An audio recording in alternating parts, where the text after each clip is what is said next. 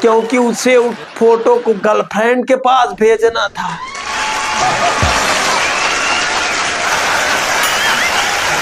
अब उसकी गर्लफ्रेंड ने कहा मैंने देख लिया, लेकिन मुझे फुल फोटो चाहिए।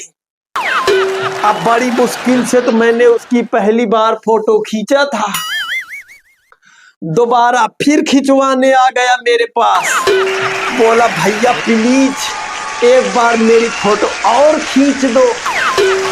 तो मैं बोला भाई अभी तो मैंने तुम्हारी फोटो खींची थी। तो कह रहा भाई इस बार फुल खींच दो, आपने हाफ खींची थी। तो यार मैं भी खाली बैठा था, मैं सोचा लाओ खींच देते हैं। फिर से मैंने उसको वहीं खड़ा किया और वही खड़ा करके फिर मैंने उसकी फोटो फुल ले ली, लेकिन उसकी जो अंडरवियर दिख रही थी, मैंने उसको उसका फैशन समझ के वैसे ही उसकी फोटो क्लिक कर दी।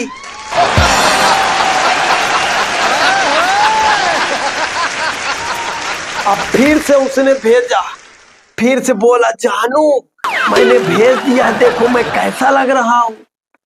अब वो कह रही है कि ये तुम्हारी चड्ढी दिख रही है।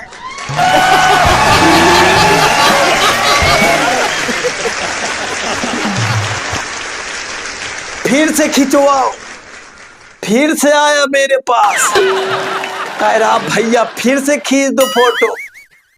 मैंने कहा बे साले एक बार खींचा मैंने, तुमने बोला हाफ थी, दोबारा फुल खींचा, अब क्या दिक्कत हो गई है। कह रहा भैया आपने जो फोटो खींची थी मैंने उसको कहीं भेजा तो उन्होंने बताया कि इसमें मेरी चड्ढी दिख रही है।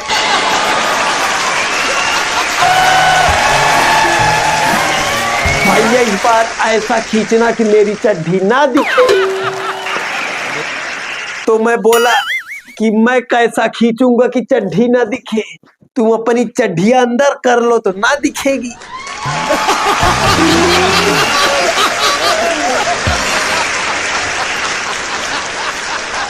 अच्छा पोशाक की ही बात आई है भाई साहब, तो गजब गजब के पोशाक होते हैं बारात में, मैं सच कह रहा हूं।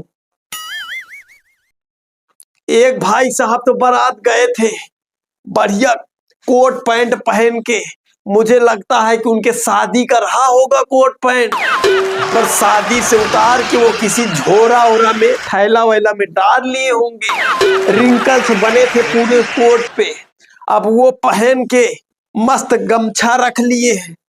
अब आप सोचिए अगर कोट पैंट पे कोई गमछा रखे तो कैसा लगेगा।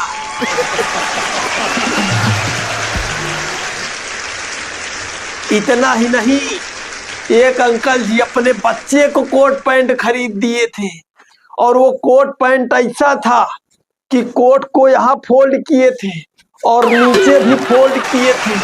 मुझे थोड़ा सा अजीब लगा, मैं पूछा अंकल जी ये अपने बच्चे का कोटवा काहे मोड़े हैं। तो वो कह रहे हैं बेटा हम बहुत दूरदर्शी सोचते हैं। हम बोले का सोच लिए अंकल जी।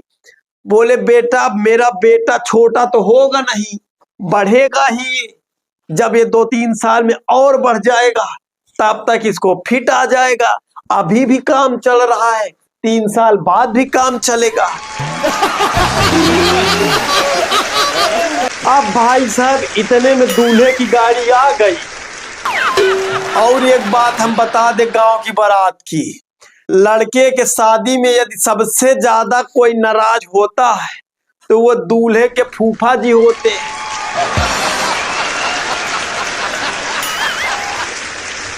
मजा तो तब आया कि जो दूल्हे की गाड़ी गुम हुई थी, रास्ता भटकी थी, उसको दूल्हे के फूफा जी ही चला रहे थे।